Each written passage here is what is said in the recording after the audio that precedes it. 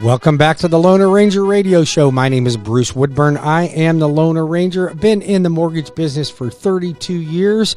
I have closed over 9,000 transactions, and we're here to help you, guide you through the process on how you can save money when you're looking to purchase a home, maybe refinance a home. How do the experts do it when they're buying or selling real estate? And where is the wealth in this country really accumulated from? It's accumulated by real estate.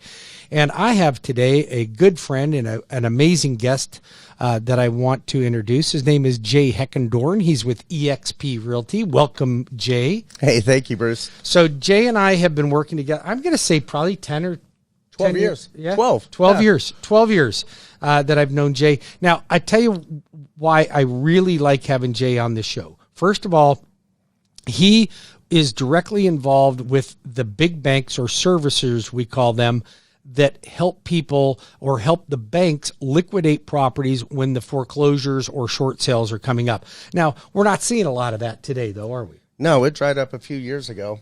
Very quiet, totally different market. Right. So, and Jay, you've been in the real estate business for how long now? 32 years as well. 32 years. Can you believe that? So you got 64 years of experience sitting on here on this radio show. And by the way, if you'd like to call the station or call me, you can always reach me at 407-706-3313 or visit my website at webringyouhome.com. That's webringyouhome.com. You can also check out my show on my YouTube channel at Bruce Woodburn YouTube channel or the Loner Ranger Radio YouTube channel. I also podcast this on iHeartRadio, so you can listen to it at any time, or you can watch the show if you like as well. Jay, thanks for joining me today on the show.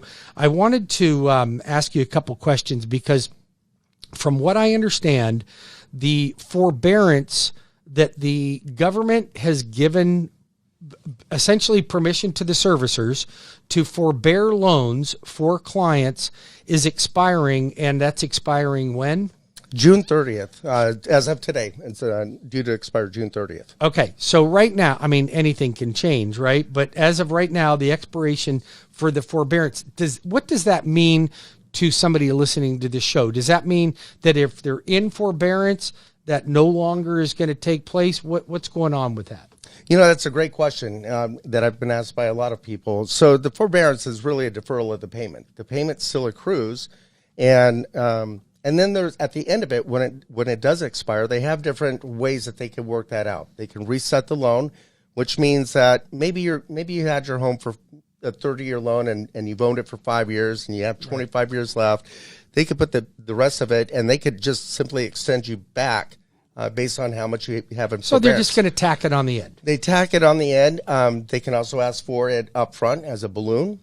They can also keep you at the 25 years and then just bump up your monthly payments if your situation changed and you can afford it now. So there's several dispositions, and that's really what the banks, I talk with the banks every week. Even though the inventory's down, I keep track of their portfolios, and we talk about trends and projections. So right now they're projecting that they're going to work out most of these forbearances. They're not inclined to foreclose. It's unlikely that we're going to see the extent of a recession that we saw before. And, I'm not even sure if we're going to hit a recession. I think you're right about that. I think you're right. And I think that a lot of folks out there listening might think, we could be coming into a great deal of foreclosures coming up. I don't think they are, because I think banks are smarter. They don't want to pay for attorneys to foreclose. Houses go into a state of disarray, right? People that abandon homes don't exactly leave it in pristine condition. They're not shampooing the carpet on the way out, right?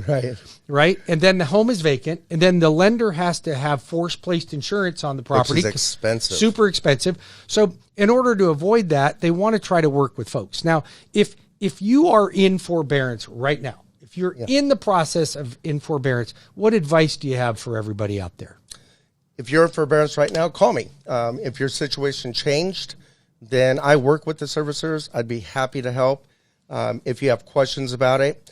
And then if your situation hasn't changed and you're able to, save up as much as you can for when that forbearance does expire, and you could just make a few months of payments. I believe it's 3 months, but Bruce knows this. It usually is 3 months. So what I'm gathering here is that since we have an expiration that date could change, but as of right now, there is an expiration of these forbearances coming, which ends on June 30th, and that is the same for Fannie Mae, Freddie Mac, and currently HUD as well.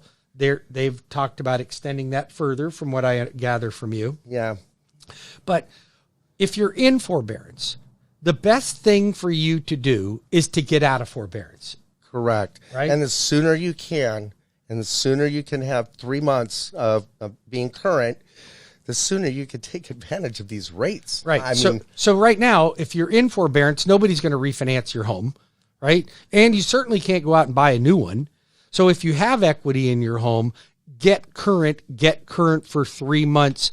Then I'm going to require that you supply me with a letter stating that you are current, because just because you are with your lender doesn't mean the lender automatically reported that to the credit bureaus as well. So hopefully they did, but there's never a guarantee on that. I've got a couple of them right now I'm working with that the client's actually fighting with the lender to get me a letter stating that it's current, because the credit report still shows they're in forbearance. well, and alternatively, the market has been on fire for the past 5 years. It is still on fire. Our inventory is so low that literally just this week, I wrote 6 offers for the same buyer just to try to get something through. It's unbelievable. So if your situation hasn't changed, then take your equity, sell the property, take your equity, and find another place, maybe scale down something. But you cash out your equity, your financial position changes. Otherwise, if you risk a foreclosure, then you're out of a home for anywhere between 4 and 7 years. Well, and not only that, but the bank's going to take your equity. Right. The bank will take your equity. Yeah, so don't lose your equity. And your equity is growing pretty rapidly. It's the easiest way to make money right now. And I talked about that in the first segment, that the wealth in this country is built in real estate. I mean, you could be a superstar. You could be on Dancing with the Stars. You could inherit some money. You could be a pro ball player, but most of us aren't going to experience that. So how else can we make money? It's hard to accumulate wealth through savings. It's really easy to accumulate wealth through owning real estate. Absolutely. It's the easiest way to do it. And right now, I was just talking to Jay before we went on the air, and we're seeing that the prices of homes are increasing about $3,000 a month. Yes. I mean, and there's a shortage of them. So what do you think's going to keep happening? Right. Well, and there's a shortage for now, right? Right. So, unfortunately, builders were absorbing a lot of the demand, but even they can't build fast enough. No, the materials and labor are very scarce and very expensive now. So they slowed down their projections. Well, they've slowed down even writing contracts, because they'll only allow each community to write maybe between 5 and 10 contracts per month, because they don't know what the price is going to be next month. You're right. I didn't mean to interrupt. Yeah. No, that's fine. So D.R. Horton told me yesterday that they've got a 45-day wait list average on each of their communities. Absolutely. Yeah. Absolutely. And that's because they won't even give you a price right now. They want to wait and see what things are going to do once things start to settle down. But they have to keep selling houses, right? They're in the business of selling houses. They can't stop. So they'll write between 5 and 10 per community, stop, and then adjust their prices, gauge the market, adjust their prices up, because what you write a contract for today, you don't know what your profits are going to be in 6 months from now. I mean, I heard lumber was expected to go up 300%. Right. 300% in lumber. That's crazy. So that's going to keep driving prices up. So what does that mean for you? It means buy real estate.